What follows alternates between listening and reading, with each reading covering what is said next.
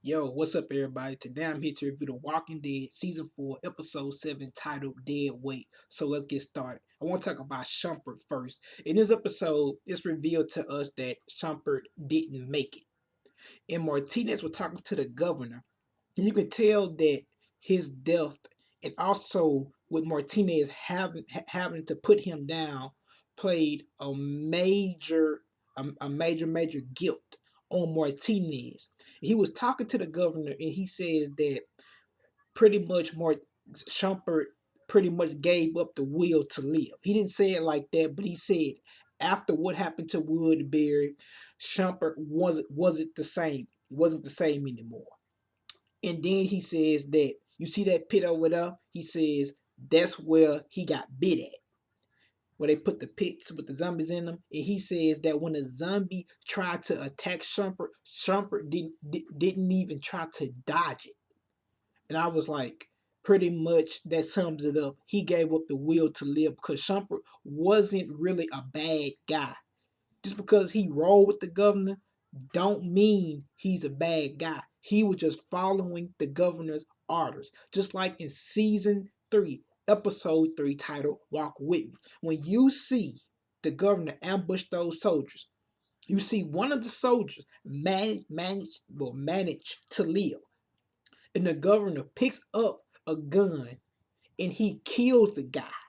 And he tells Crowley to go, no, Tim. He tells Tim, the Asian kid, to go finish off the guy. Once he shoot that guy, look back at Shumpert.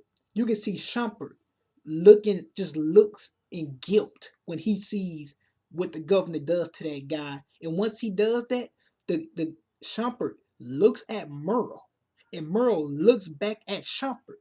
And you can tell how they didn't agree with what the governor was doing, but as I stated, they were just following his orders.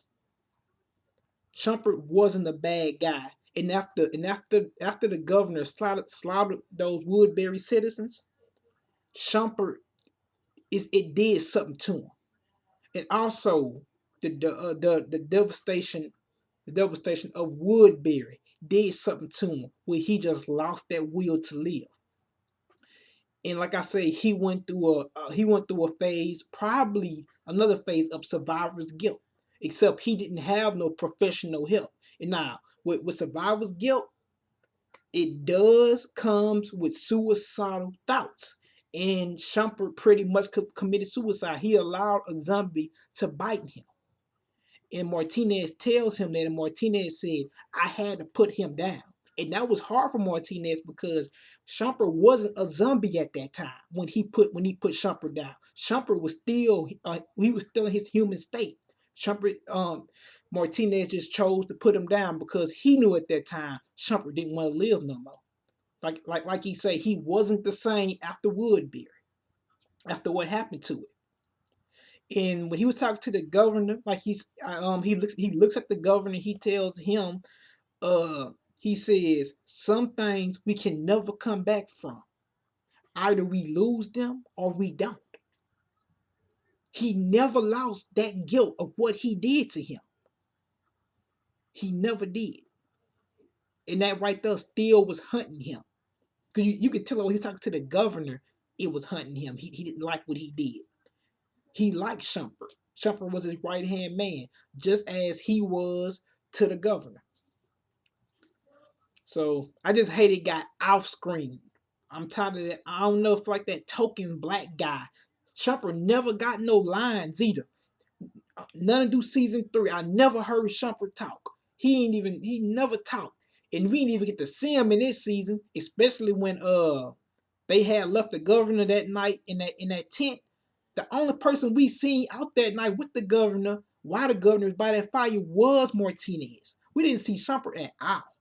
So I don't know what happened with his actor, Travis Love. That's the actor name who portrays Shumpert, Travis Love. I don't know what happened with that, but was he not able to make the schedule to work on that set or something? I don't know what happened. But next, let's talk about the two soldiers that we seen that was decapitated with their heads gone. We seen two signs on it. One said liar and one said rapist. And we saw a family. We saw another guy who wasn't in the army, and on his body it says murderer. And we also seen his wife and his kid reanimated as zombies. I think he killed those two soldiers and labeled them. One was a liar and one was a rapist. And I think those soldiers somehow killed his wife and his kids, and he ends up killing them, and he labels them, and he loses the will to live because he don't have his wife and kids anymore. So he puts a shotgun to his throat and he shoots himself through the head, just like we seen in season 1 when Rick had went to that house, and we can see inside the house, and we can see on the wall that says God forgive me or something. We can see how this guy has taken a shotgun and blew his head out. So man, that right there was deep and intense. And I'm thinking the guy who did this, who had murdered those soldiers and stuff, I don't think he really knew about if I don't think he really knew that you have to stab the human in the brain to prevent them from turning, because I'm pretty sure he would have did that with his wife and daughter, because we seen his wife and daughter and they was reanimated. And we also seen those two soldier heads in there and they was reanimated. I don't think he really knew about that, because I'm assuming that they're out deep in the woods, because he have a cabin and that's in the woods. I don't think they probably heard about that, or they could have. They could be people from Atlanta and they decided to camp out and stay at that cabin that we saw. Next, let's talk about Pete. And he was talking about fourth bending being matter of fact, he didn't say nothing about the state of fourth bending, about how it is now, but that's how you know what Dave said was total bullshit at the bar. He was talking to Glenn and Rick. Because he tells Rick that fourth bending got overrun. We seen somebody leaving fourth. We seen somebody that was from fourth bending, and they told us that it was overrun. That's total bullshit, because after the outbreak happened, Pete said it in this episode. Fourth Benning was still running. He said, I decided to leave Fourth Benning. He never said what happened to Fourth Benning. I'm assuming that, supplies could have got low, or anything could have happened, but he never really said what happened at Fourth Benning, but he said it was still operating after the outbreak happened. So I'm pretty sure in that scene when we saw Dave talking to Rick, I'm pretty sure Pete was in Fourth Benning at that time in season 2. So I think Dave was lying. So Pete is from Fourth Benning, and he has a brother named Mitch. Mitch reminds me of a Shane 2.0. And we got Gov Teenage. I call him like Martinez. I call him Gov Teenage, little mini me.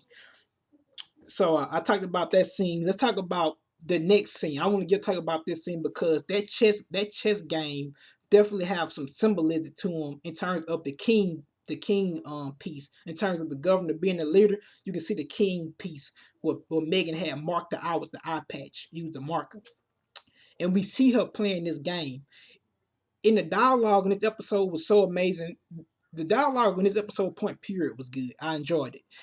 And when the governor was talking to Penny, he told Penny to make a move, and she says, I'm thinking. And the governor looks at her and he tells her, he says, you can't think. Sooner or later, you're going to have to make a move. Megan says, you never let me win anyway. And then he goes on to say, well, that wouldn't be winning if I let you win.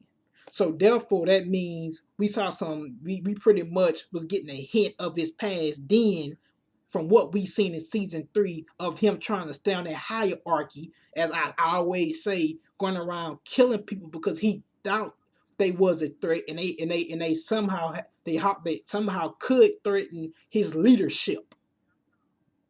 So we seen that in this episode definitely sucks us into the governor becoming the governor again. In this episode, he used the name Brian. Let me address this. Robert Kirkman already confirmed in the TV show of The Walking Dead, he says that the governor's real name is Philip Blake. is different this time because in the rise of the governor graphic novel, the events, the names have been switched. Now, like I say, in the rise of the governor graphic novel, his brother name is Brian. No, his brother name is Philip Blake, and his name is Brian. But now it's different. Remember, the show is different from the comic book. The comic books are different from the show.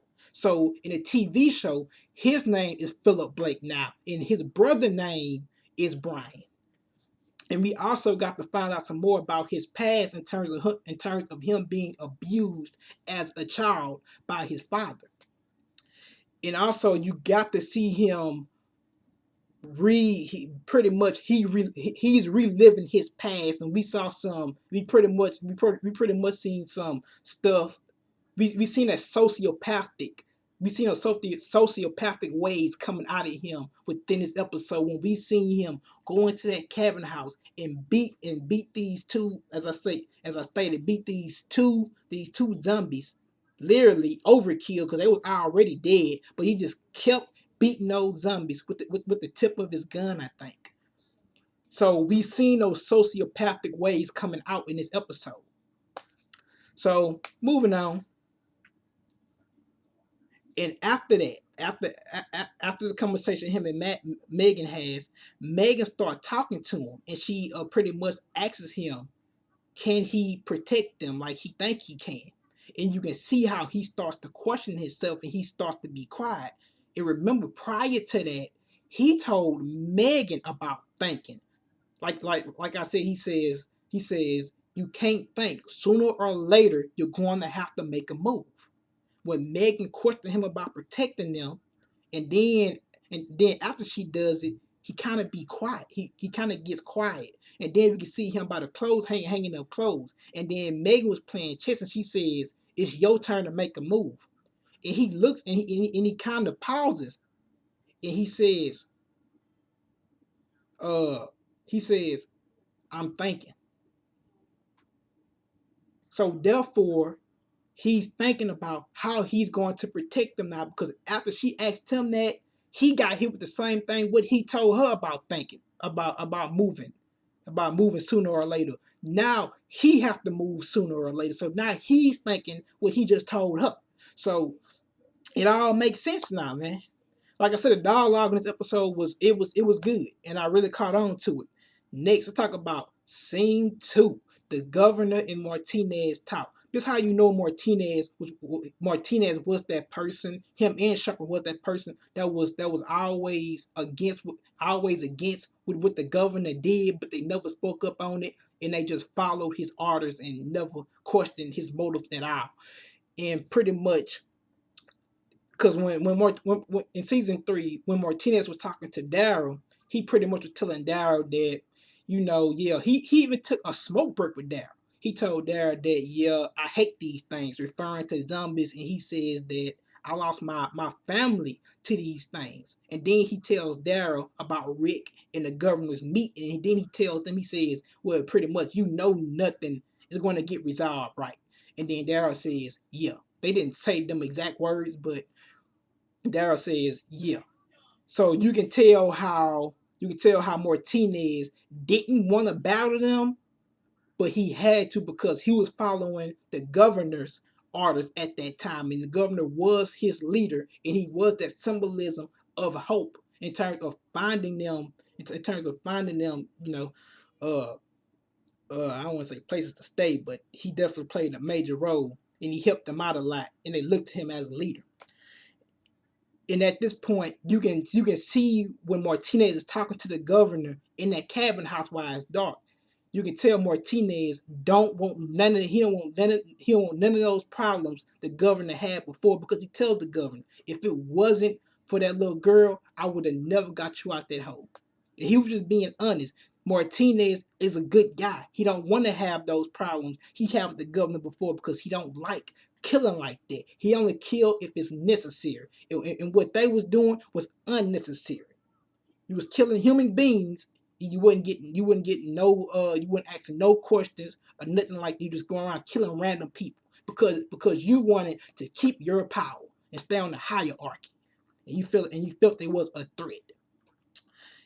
And when he was talking to Martinez in the house, uh Martinez looks at the governor because he tells him that he tells him that I can tell how those women has changed you, your new family has changed you. And Martinez tells him, he says, you seem different now, changed. And the governor looks back, he says, I am. And then that's how you know Martinez never agreed with what he did in the past, because Martinez looks at him and smiles and he says, good. And pretty much sums it up. You can tell he didn't agree with it. So that, man, yeah, had to touch on that scene. Next, let's talk about the governor. The governor, at this point, he kills Martinez because Martinez invites him to his past, a game of golf on top of a roof, like he did in season 3. He was talking to Merle. And Martinez, he asks Martinez, can you keep this place safe? Can you keep this group safe? And Martinez didn't give him a guaranteed answer to that. And the governor, like I say, he was thinking before that when Penny asked him that. And the governor decides that it's his time to be the leader again. He have to step back up to if he wants to protect to protect his new family, he have to step back up, and he don't want to make them same mistakes he made in the past with Penny and his wife. Not even with his wife. His wife died in a car accident, so that was an accident. But he definitely felt that he made a mistake with Penny, and you can tell he somewhat got angry. He picks up a golf club and he hits Martinez in the back, and he feeds this guy to zombies. When you feed another human being to zombies, that's just it's crucial, man. I do not agree with that. I don't want no teeth eating through my flesh while I'm still alive and I'm helpless, and then I can't do nothing. I can't defend myself, and I got zombies eating my flesh, biting off my skin. That's painful. That's torture. He should have killed Martinez. That's how you know he's back to his old ways. That's how you know it. Because he was going to feed Glenn and Maggie to the walkers in season 3. That's before Rick had came and saved the two. So that's how you know he's back to his old ways again. This dude was good from 12 to 48 hours. That's how you know that's how good he stayed. And prior to that, Martinez told him that me and you can wear the crown now. We can both be kings. And I think Martinez looks to him still as a leader, but not not as a leader physically, because Martinez is the leader, but he see how the governor had got them so far in the past, and then he looks now and he says, well, maybe this guy can help us like he did in the past. Because he knows what to do, even though it's mean, it's bad, it's evil, but he knows what to do to maintain a good group and keep everybody safe. So with his help, we can do this together, because he did this in the past, but it backfired on him. And after that, you can see Governor dragging Martinez down to the pit, and he telling him, I don't want it. I don't want it. Basically telling him, I don't want that. I don't want that title. I don't want to wear no crown or nothing like that. I don't want to live my past again. It is this right here is the future now. So he's pretty much trying to build a Woodbury, or a new Woodbury, if you ask me.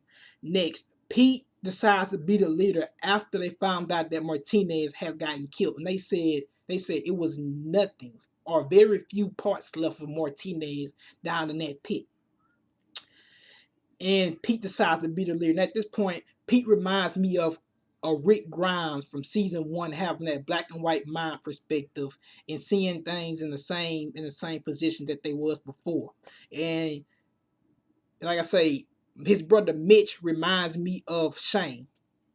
And we can see how they get ready to ambush a group. But at this point, Pete don't want to do it because, like I say, he has that black and white mind perspective. He still have some good, and he has a lot of his humanity still in him intact. And you can see how Mitch is not agreeing with it, and Governor not saying anything. And so Pete says, we're going to leave, and find our own supplies and not rob them. But it turns out somebody else robs them after. So Mitch gets mad. They go to the camping site, and you can see how Pete tells Mitch. He screams, "No!" But Mitch stabs an old guy in the head while he was still alive and kills him.